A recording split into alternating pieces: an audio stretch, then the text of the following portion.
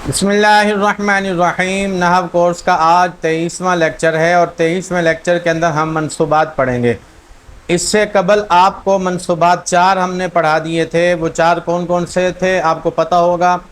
हरूफ आमिला के अंदर हमने बताए थे हरूफ मुशब्बा बिलफ़ेल का इसम वो भी मंसूब होता है, मा वला की ख़बर भी मंसूब होती है, लाइन फ़े जिन्स का इसम भी मंसूब होता है और अफ़ाल नाक़िसा की ख़बर भी मंसूब होती है। 3 जो है वो हरूफ आमिला में आपने पढ़े थे मंसूबात और 1 अफ़ाल नाक़िसा में आपने पढ़ा था मंसूब। अफ़ाल नाक़िसा में आपने मफ़ूल बिही के बारे में भी कुछ ना कुछ पढ़ लिया था, लेकिन आज जो है वो हम मज़ीद 8 जो मंसूबात हैं वो आपको बताने जा रहे हैं और उसकी पहचान भी किसी हद तक आपको बता देंगे। तो देखें, सबसे पहले तो वो 5 मफ़ूल हो गए। ये तो आपको पता है मफ़ाइल ख़म्सा जिसको कहा जाता है मफ़ूल बिही, मफ़ूल फ़ी, मफ़ऊल लहू, मफ़ऊल माहू और मफ़ऊल मुतलक। ये 5 मफ़ूल हो गए। इसके बाद 3 जो है हाल, तमयीज़, मुस्तस्ना। मुस्तस्ना के बारे में भी हमने आपको काफ़ी पीछे बता दिया था। तो मुस्तस्ना भी हो गया। हरफ़े इस्तिस्ना के बारे में आपको बताया था कि वो नसब देता है। तो बाकी यूँ रहते हैं 7 जो मंसूबात हैं वो आपके रहते हैं। फिर भी हमने आज मुस्तस्ना को भी जोड़ दिया है। तो इस तरह आज के सबक में, लेक्चर में हम 8 मंसूबात आपके सामने पढ़ेंगे। सबसे पहले समझ लीजिए कि मफ़ूल मंसूबात की तारीफ़ क्या है। देखें, सबसे पहले जो 5 मफ़ूल हैं उनके बारे में मैं आपको बता दूं कि फ़ेल का जो मस्दर होगा वो अगर फ़ेल के बाद आ जाए तो फिर उसको मफ़ूल मुतलक कहेंगे। तो ये तो बहुत ही आसान है। तो फ़ेल का मस्दर, इसकी मिसाल नीचे लिखी हुई मैं आपको बताता हूँ।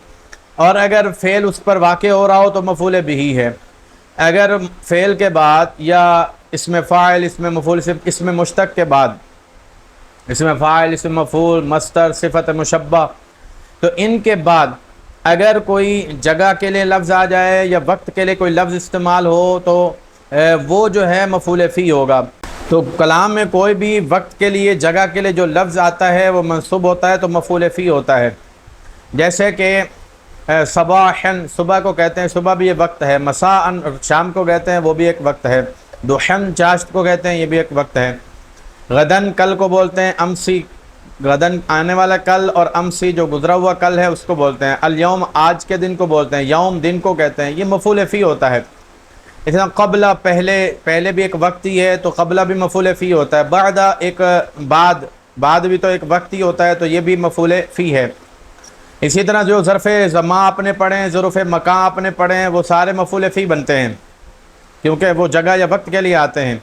मस्जिद का लफ्ज़ आ जाए, मदरसा का लफ्ज़ आ जाए, तो इसी तरह क़ब्रिस्तान का लफ्ज़ आ जाए जिसको मक़बरा कहा जाता है। इसी तरह बैत का लफ्ज़ आ जाए, खला का लफ्ज़ आ जाए, बैतुल खला जिसको बोलते हैं। इसी तरह जो भी लफ्ज़ आ जाते हैं, जगह के लिए जो लफ्ज़ इस्तेमाल होते हैं वो मफ़ूल फ़ी बनते हैं। तो उम्मीद है मफ़ूल फ़ी का आपको पता चल गया होगा। जहाँ पर काम हो रहा हो, चाहे वो गली है, गली मफ़ूल फ़ी है। घर में काम हो रहा है तो घर मफ़ूल फ़ी है। मस्जिद में काम हो रहा है तो मस्जिद मफ़ूल फ़ी है। जहाँ भी काम हो रहा होता है तो उसको मफ़ूल फ़ी कहते हैं। उसके लिए जो लफ्ज़ इस्तेमाल होता है उसको मफ़ूल फ़ी कहते हैं। मफ़ूल लहू, वो काम जिसकी वजह से हो रहा होता है, जिस वजह से हो रहा होता है तो उसको मफ़ूल लहू कहा जाता है। मिसाल के तौर पर मैंने नमाज़ पढ़ी, तो क्यों नमाज़ पढ़ी है, किस वजह से नमाज़ पढ़ी, भाई अल्लाह की रज़ा के लिए, तो अल्लाह की रज़ा मफ़ूल लहू है। इसी तरह आप कमाने जाते हो तो क्यों कमाने जाते हो, जी बच्चों का पेट पालने के लिए, रोज़गार के लिए। तो बच्चों का पेट पालना, बच्चों की ज़रूरियात की कफ़ालत करना, पूरी करना, ये मफ़ूल लहू है क्योंकि यही वजह है आपके कमाने की, मेहनत की, काम करने की। अक्सर व बेशतर लोगों की यही वजह होती है। इसी तरह दीगर मामलात भी हैं। तो जो चीज़ वजह बनती है, हर बंदा कोई जो काम करता है तो उसकी कोई ना कोई वजह होती है, कोई ना कोई रीज़न होता है। उसी रीज़न को ही तो मफ़ूल लहू कहा जाता है अरबी के अंदर। और इसके लिए मफ़ूल लहू के लिए ना अरबी में मस्दर का लफ्ज़ इस्तेमाल होता है। तो जहाँ भी आप फ़ेल के बाद मस्दर देखेंगे वो 3 चीज़ों में से एक चीज़ ज़रूर होगा। या तो वो मफ़ूल मुतलक होगा, अगर पिछले फ़ेल का ही मस्दर है तो मफ़ूल मुतलक है। और अगर वो पिछले फ़ेल का मस्दर नहीं है तो फिर 2 सूरतें होंगी, या तो मफ़ूल फ़ी होगा, मफ़ूल लहू होगा, या तमयीज़ होगा। ज़्यादातर वो मफ़ऊल लहू ही बनता है। तर्जमे से आपको पता चलेगा। तर्जमा आपने की वजह से के लिए करके देखना है। अगर इस तरह तर्जमा दुरुस्त हो रहा हो तो इसका मतलब है कि वो मफ़ऊल लहू है, और के एतबार से अगर तर्जमा हो रहा हो तो वो तमयीज़ है। تو مفعول لہو کا بھی آپ کو پتہ چل گیا۔ مفعول معہ، فعل کے بعد عام طور پر فعل کے بعد واو ہوتی ہے، واو کے بعد جو اسم ہوتا ہے اس کو مفعول لہو کہتے ہیں۔ اس کو آسان لفظوں میں آپ کو یوں سمجھا دوں کہ آپ جو بھی کام کر رہے ہیں، جس کے ساتھ مل کر کام کر رہے ہیں نا، تو اس کو مفعول معہ کہا جاتا ہے۔ مطلب میں نے اپنے دوست کے ساتھ مل کر کام کیا ہے، میں اپنے دوست کے ساتھ آیا، جئت، میں آیا، و صدیقی، اپنے دوست کے ساتھ۔ تو آپ آئے کس کے ساتھ آئے؟ جی اپنے دوست کے ساتھ آئے، تو آپ کا جو دوست ہے مفعول معہ ہے۔ اسی طرح آپ جو ہے وہ کوئی چیز خریدتے ہو تو اکیلی وہی چیز خرید رہے ہو یا کسی کے ساتھ خرید رہے ہو؟ تو اگر کسی کے ساتھ خرید رہے ہو وہ مفعول معہ ہے۔ تو مفعول معہ جو ہوتا ہے وہ واو کے بعد ہوتا ہے، یعنی فعل کے بعد واو ہوتی ہے، اور واو کے بعد جو ہے اسم ہوتا ہے، اس کو مفعول معہ کہتے ہیں، وہ بھی منصوب ہوتا ہے۔ جو واو ہوگی اس واو کا ترجمہ آپ نے ساتھ کرنا ہے، دوست کے ساتھ، کھانے کے ساتھ، اسی طرح پینے کے ساتھ، تو ساتھ یہ ترجمہ کرنا ہے آپ نے۔ مفعول معہ کا بھی پتہ چل گیا۔ اب ہے حال۔ فاعل یا مفعول کی جو حالت بیان کی جاتی ہے جس لفظ سے، اس کو حال کہا جاتا ہے۔ ہمیں کیسے پتہ چلے گا؟ دیکھیں کچھ مخصوص الفاظ ہیں ان سے پتہ چلتا ہے کہ یہ حال ہے، جیسے کہ وحدہ، وحدہا، وحدہن، تو وحدہ کے ساتھ ضمیر آ جائے نا کسی بھی جگہ پر تو وہ حال ہی بنتا ہے ہر جگہ۔ ایک تو اس سے پتہ چلتا ہے۔ دوسرا اسم فاعل، اسم مفعول، صفت مشبہ، تو یہ لفظ جو ہے وہ زیادہ تر اگر فعل لازم کے بعد آ جائیں تو پکی بات ہے کہ یہ حال ہی بنتے ہیں، اور اگر فعل متعدی کے بعد آ جائیں، فعل متعدی کا اگر بیک مفعول ہے تو مفعول کے بعد آ جائیں تو حال بنیں گے۔ تو اس طرح پتہ چلتا ہے، یعنی وہ اضافی ہوں نا، یہ صفت اسم فاعل، اسم مفعول، صفت مشبہ، یہ اضافی ہوں، کچھ بھی نہ بن رہے ہوں، تو یہ پھر کیا بنیں گے؟ دیکھیں یہ مفعول لہو تو بن نہیں سکتے کیونکہ مصدر نہیں ہے، مفعول مطلق بھی نہیں بن سکتے، اور مفعول معہ بھی نہیں بن سکتے۔ تو مفعول معہ نہیں بن سکتے کہ واو کے بعد نہیں ہے، اور مفعول فی بھی نہیں بن سکتے کیونکہ نہ یہ تو وقت کے لیے آتے ہیں نہ ہی جگہ کے لیے آتے ہیں۔ تو پھر کیا بنیں گے؟ تو بھائی حال ہی بنیں گے۔ تو یہ اسم فاعل، اسم مفعول، صفت مشبہ، ہاں مفعول بھی ہی بنتا ہے۔ تو آپ نے یہ دیکھنا ہے کہ مفعول بھی بن رہا ہے یا حال بن رہا ہے۔ تو یہ جو اسم فاعل ہے نا، اسم فاعل، اسم مفعول، صفت مشبہ، خاص طور پر یہ تین چیزیں ذہن میں رکھ لیں۔ تو یہ جو تین چیزیں ہیں، تین اسماء مشتقہ ہیں، جب یہ فعل کے بعد آتے ہیں تو آپ نے غور کرنا ہے کہ کیا یہ مفعول بھی بن رہا ہے۔ اگر مفعول بھی نہیں بن رہا کیونکہ اس کا پہلے سے مفعول بھی موجود ہے، یا اس کا مفعول بھی ہے ہی نہیں، فعل لازم ہے، تو آپ نے اس کو حال ہی بنانا ہے۔ ایسے ہی اگر اسم کے بعد آ جائے نا، یہ اسم فاعل، اسم مفعول، صفت مشبہ، یہ منصوب آ جائے تو پکی بات ہے کہ یہ حال ہی ہوگا۔ تو بہرحال یہ صورتیں ساری کی ساری۔ تو حال کا آپ کو پتہ چل گیا۔ مثال کے طور پر میں مثال سے حال سمجھانے کی کوشش کرتا ہوں۔ جیسے کہ میں نے کھانا کھایا، تب کھانا کھانے والا کون ہوں؟ میں۔ تو میں نے کس حالت میں کھانا کھایا؟ بیٹھ کر کھایا، کھڑے ہو کر کھایا، چلتے ہوئے کھایا۔ تو میں نے عربی میں کہا کہ اکلت الطعام قائما، اکلت الطعام جالسا، میں نے کھانا کھایا بیٹھ کر۔ تو جو جالسا ہے یہ حال ہے کیونکہ یہ میری حالت بیان کر رہا ہے۔ ایسے ہی اکل زید الطعام جالسا، زید نے کھانا کھایا بیٹھ کر، تو زید نے کھایا نا تو وہ فاعل ہو گیا۔ اب کس حالت میں کھایا؟ جی بیٹھ کر کھایا، تو جالسن کیا ہو گیا؟ حال ہو گیا۔ امید ہے آپ کو حال کا پتہ چل گیا ہوگا۔ اسی طرح حال فعل فاعل کا جیسے ہوتا ہے، مفعول کا بھی حال ہوتا ہے۔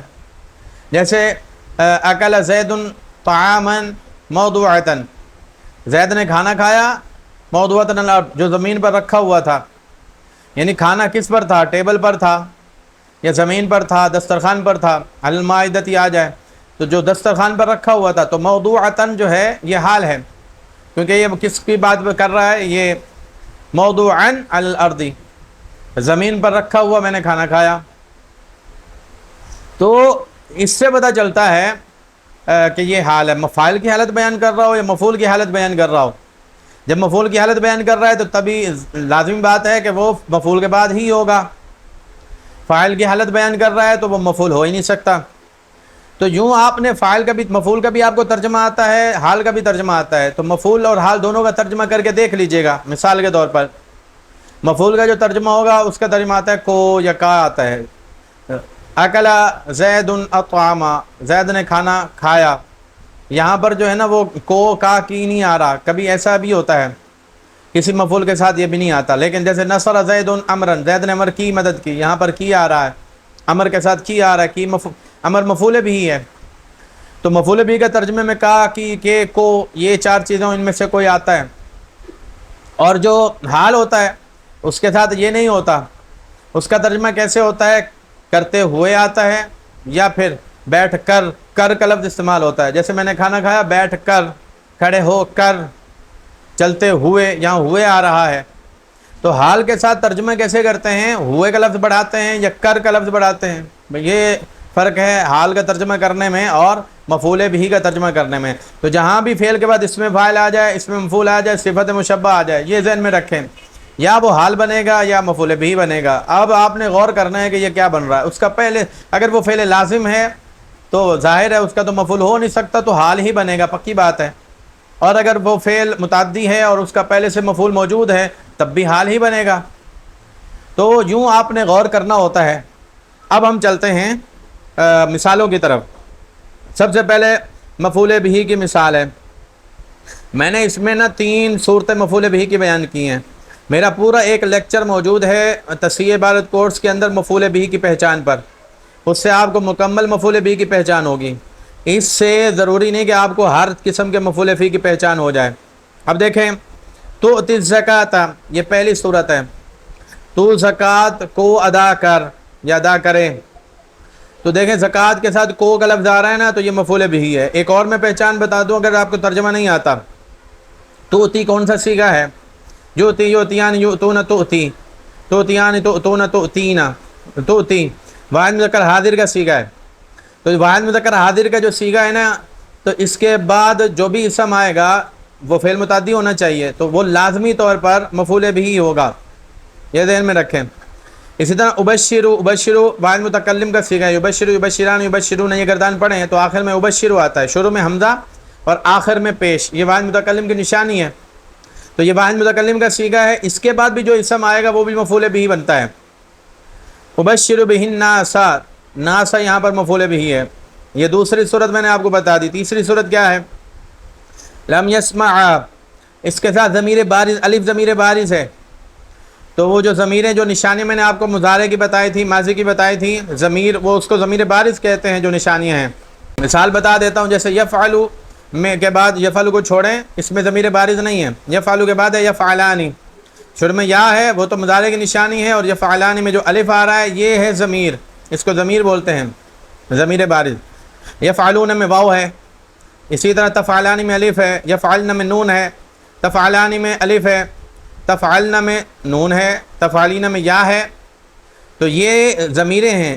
یہ جو اسم میں نے ابھی جو فعل آپ کو بتائے ہیں، صیغے بتائے ہیں، ان کے بعد بھی جو اسم آ جائے وہ مفعول بہ ہوگا. مفعول بہ کی پہچان آپ کو ہو گئی ہوگی. جیسے لم یسمع تثنیہ کا صیغہ ہے، تو اس کے بعد بھی جو اسم آئے گا مفعول بہ بنے گا. کلام مفعول بہ ہے. یہ تو ہو گیا مفعول بہ. آگے مفعول فی. عندہ، عندہ کا معنی ہوتا ہے پاس. عندہ پاس، پاس یہ جگہ ہوتی ہے، جگہ کے لیے عندہ لفظ استعمال ہوتا ہے. رسول اللہ صلی اللہ علیہ وسلم کے پاس، یعنی جو جگہ ہے رسول اللہ صلی اللہ علیہ وسلم کے پاس. تو عندہ جگہ کے لیے آ رہا ہے مفعول فی. یہ ہمیشہ مفعول فی بنتا ہے، منصوب بنتا ہے، اور یہ اس کے بعد جو ہے نا مضاف الیہ ہوتا ہے، یہ مضاف بھی بنتا ہے. اسی طرح ایک اور چیز میں آپ کو بتا دوں، لا یقوم ہے، یہ مضارع معروف ہے، منفی معروف، اور اس کے بعد مقام اسی کا اس میں ظرف آ رہا ہے. اس میں ظرف کی پہچان آپ کو صرف کے اندر ہوگی. ویسے میم سے ہی پتہ چل جاتا ہے، میم مفتوح سے، کہ اس میں ظرف ہے.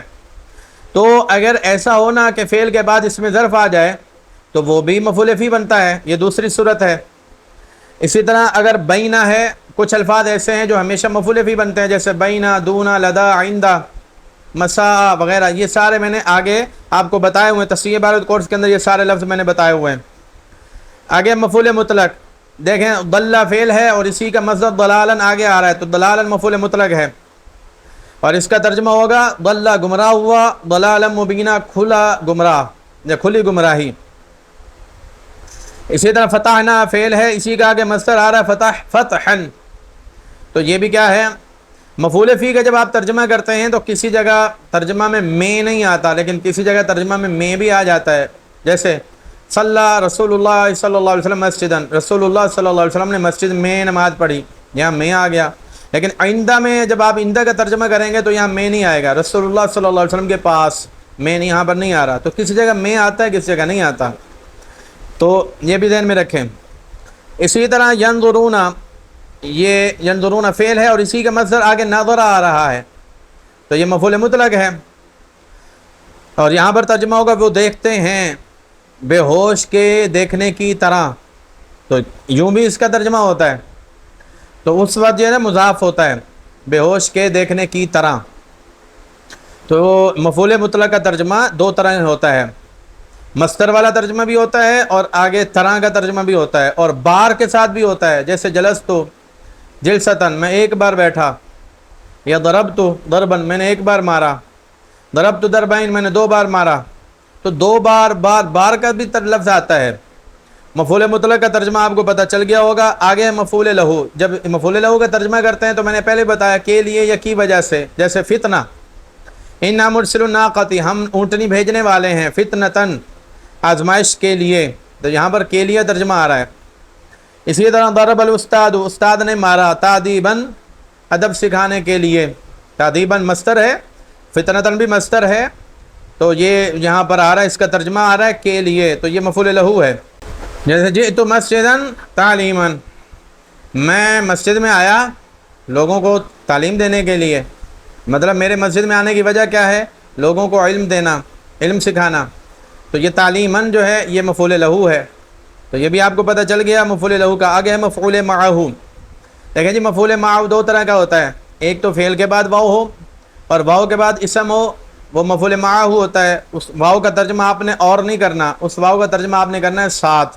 جیسے سر تو فعل ہے، تو سے پتہ چل رہا ہے، تو سر تو فعل ہے، اس کے بعد واو آ گیا، واو کے بعد اللیلہ ہے، اس کو ایک تو آپ نے زبر پڑھنا ہے اور دوسرا اس کا واو کا ترجمہ آپ نے کرنا ہے ساتھ۔ میں چلا رات کے ساتھ، جیسے جیسے رات گزرتی رہی میں چلتا رہا۔ اسی طرح جئت وزیدن، میں آیا زید کے ساتھ۔ ایک دوسرا مفعول معہ بھی ہوتا ہے جہاں پر فعل لفظوں میں موجود نہ ہو، معنی میں موجود ہو، جیسے ما لکا، تجھے کیا ہوا، وزیدن، زید کے ساتھ، تو زید کے ساتھ تو کیا کر رہا ہے؟ تو یہاں پر بھی وا جو ہے، یہاں پر لفظوں میں تو فعل موجود نہیں ہے لیکن اس کا معنی سمجھا جا رہا ہے، تو اس کے بعد ما کے بعد بھی واو آ جائے اور واو کے بعد جو اسم ہوتا ہے وہ بھی مفعول معہ ہوتا ہے، تو وہاں واو کا ترجمہ آپ نے کرنا ہے ساتھ۔ آگے ہے حال۔ تو حال کا بھی کئی الفاظ ہیں، جیسے ان میں سے ایک وحدہ ہے، مزید آپ تفسیر عبارت کورس کے اندر پڑھیں گے تو وحدہ بھی ہر جگہ حال ہی بنتا ہے۔ اور انفرو خفافا، انفرو تم نکلو، یہ فعل لازم ہے۔ اب اس کے بعد خفافا صفت مشبہ، خفیف کی جمع، تو یہ جمع کیسے ہے، اس کا ہمیں کیسے پتہ چلے گا؟ بہت ہی آسان ہے۔ تو خفافن کو ہی آپ کیا کریں، المعانی ویب سائٹ کے اندر لے کر جائیں، لکھیں اس کو خفافن، جیسے لکھا ہوا ہے نا ایسے لکھیں، وہاں پر آپ کو بتائے گا کس کی جمع ہے، تو وہاں جیم کے ساتھ لکھا ہوگا یا جمع لکھا ہوگا یا جیم کے ساتھ لکھا ہوگا خفافن، اور پیچھے لکھا ہوگا خفیف، اس سے آپ کو تو پتہ چل جائے گا کہ یہ خفیف کی جمع ہے۔ تو بہت آسان ہے، کوئی زیادہ اس کے لیے ویسے بہت سے اصول ہیں لیکن وہ ان اصولوں میں آپ الجھ جائیں گے۔ اس طرح آپ جو ہے وہ آہستہ آہستہ رفتہ رفتہ یہ ساری چیزیں آپ کو ذہن میں بیٹھتی جائیں گی، الفاظ، واحد، تثنیہ، جمع، یہ سب بیٹھتے جائیں گے، آپ کو دیکھنے سے ہی پتہ چلتا جائے گا۔ لیکن بہرحال ایک ایک دو دو اصول وہ بھی ہم انشاءاللہ العزیز بیان کریں گے۔ ہم نے پیچھے بیان کیا بھی ہے، ہم نے آپ کو اوزان بھی بتایا ہے نا، تو ان میں سے ایک وزن فعال بھی ہے، تو جو فعالن کے وزن پر آتا ہے نا لفظ، وہ بھی جمع ہوتا ہے، جیسے خفاف جمع فعالن کے وزن پر بھی آتی ہے، تو یہ خفاف فعال کے وزن پر ہے، اور اسی طرح ثقال یہ بھی فعال کے وزن پر ہے، تو یہ بھی جمع ہی ہے۔ تو دیکھیں یہ پتہ چل گیا۔ والنوم مضطجعا، دیکھیں النوم اسم ہے اور اسم کے بعد مضطجعا اسم فاعل آ رہا ہے، منصوب بھی ہے، نکرہ بھی ہے۔ حال کی یہ نشانی ہوتی ہے، ایک منصوب ہوتا ہے، نکرہ ہوتا ہے، اور دوسرا یہ ہے کہ اسم فاعل صفت مشبہ اور یہ ہوتا ہے اسم مفعول۔ حال کے بارے میں آپ کو پتہ چل گیا۔ اب ہے تمییز۔ تمییز کس کو کہتے ہیں؟ تمییز وہم دور کرنے کے لیے آتا ہے، جو اسم وہم دور کرنے کے لیے آئے اس کو تمییز کہتے ہیں۔ تمییز کا ویسے معنی ہوتا ہے فرق کرنا، الگ کرنا۔ ذہن میں بہت سی چیزیں آ رہی ہوتی ہیں تو تمییز کا جو اسم ہے وہ فرق کر دیتا ہے، باقی چیزوں کو ہٹا دیتا ہے اور آپ کی جو توجہ ہے صرف ایک کی طرف ہی رکھتا ہے۔ مثال کے طور پر عندی 20، میرے پاس 20 ہیں، میں نے یہ کہا میرے پاس 20 ہیں، اب ذہن آپ کا کس طرف، کئیوں طرف جا رہا ہوگا، کئی چیزوں کی طرف، کتابوں کی طرف، موبائل کی طرف، زمین کی طرف، مکان کی طرف، کسی بھی طرف جا سکتا ہے آپ کا ذہن۔ لیکن جب میں نے کہا عندی 20 کتابیں، میرے پاس 20 کتابیں ہیں، تو کتاب سے اب آپ کو ذہن جو ہے وہ کتاب ہی کی طرف جائے گا، باقی سے ہٹ جائے گا۔ بھائی اس کو تمییز کہا جاتا ہے۔ جو ذہن جو ہے وہ دوسروں سے، ذہن میں بہت سی چیزیں آ رہی ہوتی ہیں، تو جو تمجید ہوتی ہے وہ ان میں سے ایک کو فکس کر دیتا ہے، تو اس کو تمجید بولتے ہیں۔ تمجید کی نشانی کیا ہے وہ میں آپ کو بتا دیتا ہوں۔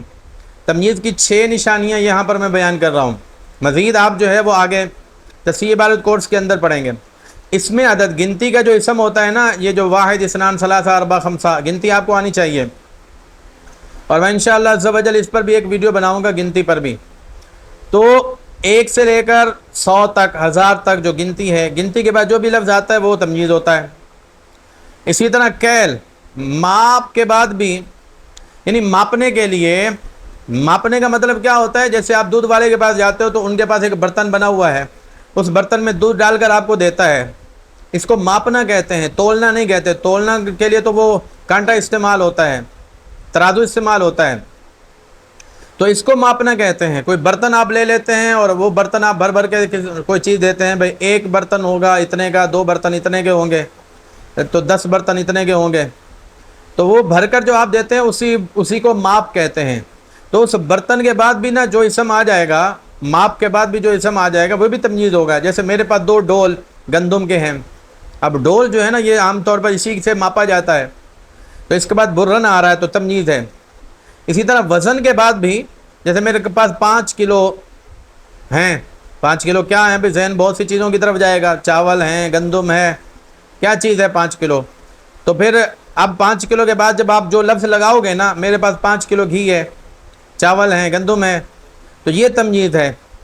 وزن کے بعد بھی جو اسم ہوتا ہے وہ تمجید ہوتا ہے۔ اسی طرح مسافت کے بعد بھی جو اسم ہوتا ہے وہ بھی تمجید ہوتا ہے۔ جیسے میل ہے، کلومیٹر ہے، یہ مسافت ہے۔